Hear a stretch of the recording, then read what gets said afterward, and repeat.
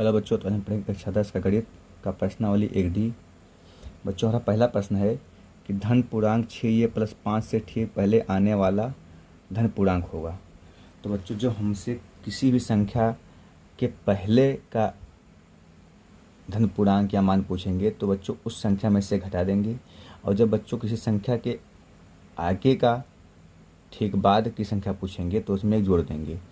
क्योंकि बच्चों यहाँ पर हमसे पूछा गया है कि 6a + 5 से ठीक पहले आने वाला धन पूर्णांक, तो बच्चों इसको जब हम हल करेंगे तो हम क्या करेंगे कि 6a + 5 से ठीक पहले आने वाला पूर्णांक निकालेंगे। तो बच्चों वो हमारा हो जाएगा 6a + 5। बच्चों इसमें से हम एक घटा देंगे, एक माइनस कर देंगे, तो बच्चों हमारा आ जाएगा 6a प्लस कितना बच्चों का ये बचेगा 4। ये बच्चों हमारा हो जाएगा आंसर 6a + 4। 2 नंबर से बच्चों हमारा सही है। बच्चों अगला क्वेश्चन हमारा है अपरिमेय संख्या है, इनमें से कौन सी संख्या हमारी अपरिमेय संख्या है। तो बच्चों देखेंगे तो ये √25 है, क्योंकि बच्चों 25 का वर्गमूल 5 होगा तो ये परिमेय हो जाएगी, तो ये नहीं है। बच्चों ये हमारा √81 है, तो बच्चों इसका वर्गमूल 9 हो जाएगा, तो ये भी नहीं है। ये बच्चों 5/3 हमारी परिमेय संख्या सीधे सीधे दिख रही है, ये भी नहीं है। बच्चों ये लिखा हुआ है 5 + √2। बच्चों ये 5 हमारा पूर्णांक है, धन पूर्णांक, लेकिन बच्चों जो √2 है ये हमारा है अपरिमेय संख्या। तो बच्चों ये पूरा हमारा क्या हो जाएगा अपरिमेय संख्या, तो ये हमारा बच्चों से हो जाएगा 5 + √2। क्वेश्चन नंबर 2 का। बच्चों क्वेश्चन नंबर 3 का है संख्या 4√3 है। तो बच्चों देखो ये 4 हमारा है पूर्णांक, और बच्चों √3 है अपरिमेय संख्या। तो बच्चों ये पूरा हमारा क्या बन जाएगा, एक अपरिमेय संख्या। तो ये बच्चों हमारा क्वेश्चन नंबर कैसे होगा 3 अपरिमेय। अब बच्चों हमारा अगला क्वेश्चन है क्वेश्चन नंबर 4, निम्नलिखित संख्याओं में से परिमेय संख्या होगी। तो बच्चों देखा जाए तो √3/√5 ये बच्चों हमारा अपरिमेय है। इसका मान देखें बच्चों तो 7 दूनी 14 हो जाएगा, जो कि बच्चों एक अपरिमेय संख्या होगी। 14 का वर्गमूल होता ही नहीं है। और बच्चों √12 भी हमारा अपरिमेय संख्या है। अब इसे बच्चों देखें तो √5 + √7, √5 + √7, और बच्चों ये हमारा है √5 - √7। जब बच्चों इसको हम हल करेंगे तो बच्चों बन जाएगा 2 वर्गों का अंतर, √5 का स्क्वायर - √7 का स्क्वायर। अब बच्चों √5 का स्क्वायर बच्चों 5 हो जाएगा, और 7 का स्क्वायर 7, तो बच्चों ये आ जाएगा -2, जो कि एक परिमेय संख्या है। तो ये बच्चों हमारा 2 नंबर से हो जाएगा। चौथा अगला क्वेश्चन है कि निम्नलिखित में से परिमेय संख्या है।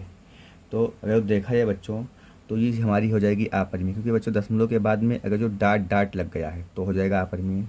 √7 बच्चों 7 का वर्गमूल मालूम ही नहीं हो पाएगा, तो ये भी अपरिमेय। √0.9 इसका भी बच्चों वर्गमूल नहीं मालूम हो पाएगा, ये भी अपरिमेय संख्या है। तो बच्चा कौन 3 नंबर, ये है बच्चों हमारा परिमेय संख्या 2.737373। अब बच्चों हमारा अगला क्वेश्चन है कि 98 के अभाज्य गुणनखंड होंगे। तो हम क्या करेंगे बच्चों कि अभाज्य गुणनखंड निकालेंगे 98 का।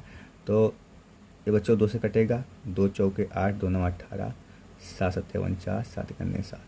तो इसका बच्चों अभाज्य गुणनखंड आएगा, वो हो जाएगा 2 × 7 × 7, या आप इसे लिख सकते हैं 2 × 7 का स्क्वायर। तो 2 बच्चों × 7 का स्क्वायर, ये हमारा सही हो जाएगा। अब अगला क्वेश्चन बच्चों हमारा है प्रश्न नंबर 7 कि 726 और 275 का मासापा होगा। तो हम क्या करेंगे बच्चों कि सबसे पहले 726 का अभाज्य गुणनखंड करेंगे, और फिर 275 का अभाज्य गुणनखंड करेंगे। तो बच्चों 726 का हो जाएगा 2 × 3 × 11 × 11, और बच्चों हमारा जो 275 है इसका है गुणनखंड 25 ग्रहियम 275। अब बच्चों इसका निकालना है हमें मासापा, मतलब कि मासा। तो बच्चों मासा मतलब होता है कि हमारे दोनों गुणनखंड में जो अंक कॉमन होगा वही मासा होगा। तो कल बच्चों 11 कॉमन है, तो हमारे बच्चों में मासापा कितना हो जाएगा 11। ये बच्चों 4 नंबर सही है। अगला क्वेश्चन बच्चों हमारा है कि संख्या n² - 1, 8 से विभाज्य होती है यदि n एक संख्या है, पूर्णांक है, प्राकृतिक संख्या है, विषम संख्या है, सम संख्या है। तो बच्चों चूंकि हमारा n है वो एक पूर्णांक, बच्चों मानेंगे n = 1 2 3 4 5 ऐसे मान लेंगे। अब बच्चों हम बारी बारी से n का मान इसमें रखेंगे, और देखेंगे कि n के किस मान को रखने पर वो 8 से विभाज्य हो जाएगा।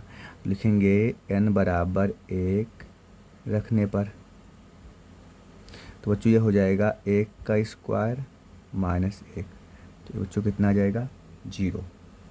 1 माइनस 1 कितना बच्चों आ जाएगा 0। 0 बच्चों कौन संख्या हमारी है, सम संख्या है।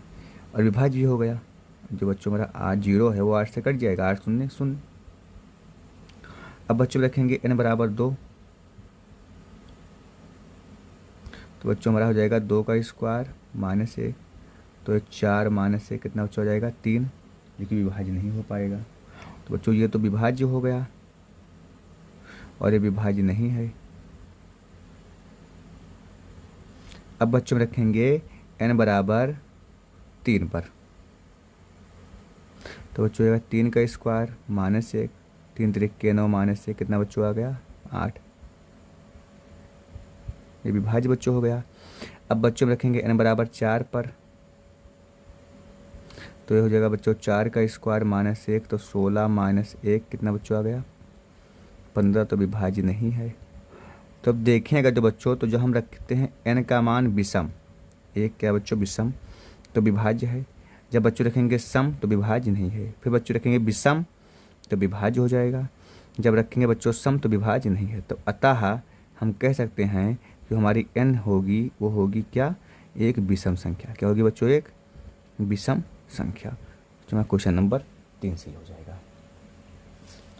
अब हमारा बच्चों अगला क्वेश्चन है कि यदि 65 और 117 के HCF को 65m माइनस 117 के रूप में व्यक्त किया जा सके तो m का मान है। तो हम बच्चों इसे हल करेंगे जब, तो सबसे पहले बच्चों में निकालेंगे 65 और 117 का HCF। तो बच्चों 65 का गुणनखंड हो जाएगा 13 पच्चे 65, और बच्चों 117 का हो जाएगा 3 3 9 3 117। अब बच्चों जब हम इसका HCF निकालेंगे तो हमारा HCF आ जाएगा 13, और चूँकि बच्चों हमें दिया है HCF कितना दिया है बच्चों 65m माइनस 17। अब अगर बच्चों समीकरण नंबर से 1 मान लें और इसे हम 2 मान लें, तो बच्चों दोनों संख्याओं का HCF हमें दिया हुआ है। हम जब निकाले तो बच्चों 13 आया है और ये हमें दिया हुआ है। तो समीकरण नंबर बच्चों 1 और 2 से तुलना करेंगे हम, समीकरण 1 व 2 से देखेंगे तो बच्चों हमें क्या मिलेगा कि दोनों हमारा HCF क्या है, बराबर हैं। तो इस हिसाब से बच्चों हमारा आ जाएगा 65m माइनस 117 बराबर 13 आ जाएगा। बच्चों इसे हम उधर लेके जाएंगे तो हो जाएगा 65m बराबर 13 प्लस 117। अब ये बच्चों हमारा आ जाएगा 65m बराबर हो जाएगा 130। अब बच्चों 65 दुना होता है 130, तो बच्चों m का मान आ जाएगा कितना 2। कितना बच्चों हो जाएगा 2। हमारा बच्चों क्वेश्चन नंबर 2 सही है 9 का। अब बच्चों हमारा क्वेश्चन नंबर 10 है, वह सबसे बड़ी संख्या जिससे 70 और 125 को विभाजित करने पर क्रमशः 5 और 8 प्राप्त हों है। तो बच्चों क्या करेंगे हम कि सबसे पहले तो सबसे बड़ी संख्या के लिए हम निकालेंगे HCF, और जब सबसे छोटी संख्या पूछी जाएगी तो निकालेंगे LCM। 70 और 125 को विभाजित करने पर 5 और 8 प्राप्त होता है। तो बच्चों हम क्या करेंगे, जो हमें संख्याएं प्राप्त होंगी उन संख्याओं को हम मूल संख्या में से घटा लेंगे। तो ये बच्चों ये हमारा हो जाएगा 70 माइनस 5 बराबर कितना बच्चों आएगा 65, और 125 माइनस बच्चों 8 कितना आ जाएगा 117। अब बच्चों इन दो संख्याओं का निकालेंगे हम HCF, और जो बच्चों हमारा HCF आएगा वही संख्या हो जाएगा। तो लिखेंगे अब 65 बराबर, तो 13 पच्चे 65, और 117 बराबर, तो 3 3 9 3 117। अब बच्चों इनका निकालेंगे हम HCF, तो बच्चों हमारा आ जाएगा 13। अब अगर जो बच्चों 70 को 13 से भाग करेंगे तो बच्चों 5 बचेगा, 13 पच्चे 65, और जब बच्चों हम 125 को 17 से भाग करेंगे तो 13 9 117, कितना बच्चों बच जाएगा 8। तो हमारा बच्चों कितना आ जाएगा आंसर 13 आ जाएगा। अब बच्चों हमारा क्वेश्चन नंबर 11 है कि यदि दो धनात्मक पूर्णांकों a और b को a बराबर x घाते 3 y स्क्वायर और b बराबर x y घाते 3 के रूप में व्यक्त किया जाए तो जहाँ x और y ये भाज्य संख्या हैं तो HCF AB है। तो बच्चों इसे जब हम हल करेंगे तो a बराबर हमें दिया हुआ है x³ y स्क्वायर, और बच्चों b बराबर दिया हुआ है xy³।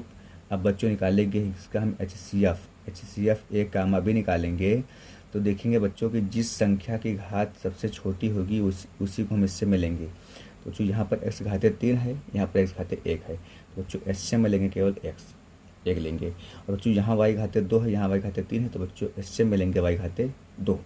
तो बच्चों हमारा HCF A का b आ जाएगा x y घाते 2। अब बच्चों का क्वेश्चन नंबर 12 है कि यह दो धनात्मक पूर्णांकों p और q को p बराबर AB² और q बराबर AQB के रूप में व्यक्त किया जा सकता है, जहां a और b अभाज्य संख्याएं, तो एलसीएम p कामा q है।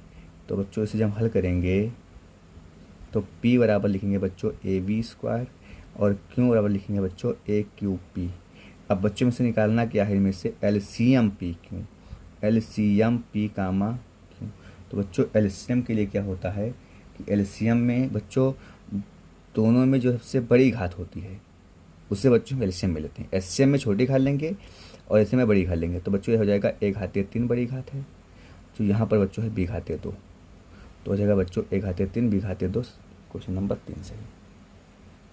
अब बच्चों का अगला क्वेश्चन है कि एक शून्यतर परिमेय संख्या और एक अपरिमेय संख्या का गुणनफल सदैव होता है। तो बच्चों एक शून्यतर परिमेय संख्या और एक अपरिमेय संख्या बच्चों जो गुणनफल होगा वो सदैव बच्चों एक अपरिमेय संख्या होगा। जो हमारा क्वेश्चन नंबर इसका आंसर नंबर ए सही है, सदैव एक अपरिमेय संख्या होगी। अब बच्चों हमारा अगला क्वेश्चन है क्वेश्चन नंबर 14, 1 से 10 तक की संख्याओं दोनों सम्मिलित में से सभी संख्याओं से विभाज्य न्यूनतम संख्या है। तो बच्चों न्यूनतम संख्या हम बताएं आपसे छोटी या न्यूनतम पूछा जाए तो उसका निकालेंगे एलसीएम। तो बच्चों इसे हम हल करेंगे तो 1 से 10 तक की, तो बच्चों 1 से 10 तक की दोनों सम्मिलित मतलब सम और विषम दोनों संख्याओं को हमें लेना है। 1, 2, 3, 4, 5, 6, 7, 8, 9 अब बच्चों इन सारी संख्याओं को निकालेंगे हम एलसीएम। तो एलसीएम निकाल करेंगे बच्चों हम सबसे पहले 2 से करेंगे विभाज्य, तो ये तो 1 है, 2 करने 2 3। तो बच्चों हम निकालेंगे अब 1, 2, 3, 4, 5, 6, 7, 8 और 9 तथा 10 का एलसीएम। तो बच्चों पहले से हम 2 से विभाज्य करेंगे तो 2 एक ऐसे रह जाएगा, 2 1 2, 3 बच्चों कटेगा नहीं, 2 दूनी 4, 5 ऐसे बच्चों रह जाएगा, 2 3 6, 7 ऐसे रह जाएगा, 2 चौके 8 बच्चों 9 ऐसे रह जाएगा, 2 पंचे 10। और फिर बच्चों इसे हम 2 से काटेंगे तो ये 1 ऐसे उतरेगा, ये भी 1 ऐसे उतर जाएगा, 3 उतरेगा, 2 अक्के 2, ये 5 ऐसे उतर जाएगा, 3 विषम है। इसी प्रकार बच्चों 7 ऐसे उतर जाएगा, 2 दूनी 4 और 9 ऐसे उतर जाएगा और 5 भी ऐसे ही उतर जाएगा। अब बच्चों अभी हमें 2 मिल रहा है तो हम फिर से 2 से काटेंगे तो 1 1 ये 3 बच्चों हो जाएगा, ये 1 ये 5 ये 3 ये 7 ये 2 अक्के 2 ये 9 और फिर बच्चों ये 5 हो जाएगा। अब बच्चों हम कटेंगे इसे 3 से काटेंगे तो 3 1 ऐसे उतरेगा बच्चों, ये 1 उतरेगा, ये 3 1 3, फिर ये 5 ऐसे बच्चों उतरेगा, 3 1 3, 7 बच्चों ऐसे उतरेगा, 3 3 9 और 5 बच्चों ऐसे उतरेगा। अभी बच्चों 3 से कटेगा, ये ऐसे सब उतर जाएंगे 1 1, ये 5 भी ऐसे उतरेगा, 1 7 भी ऐसे उतरेगा, 3 1 3, अब बच्चों ये 5 हो जाएगा। अब बच्चों 5 से काटेंगे तो ये 1 1, फिर बच्चों ये भी 1 ऐसे उतरेगा, 1 5 करने 5, 1 7 ऐसे उतरेगा, 1 1 और 5 करने 5। अब बच्चों 7 से काटेंगे इसे तो बच्चों सारा अंक कितना हो जाएगा, 1 हो जाएगा, सब 1 से कट जाएंगे 7।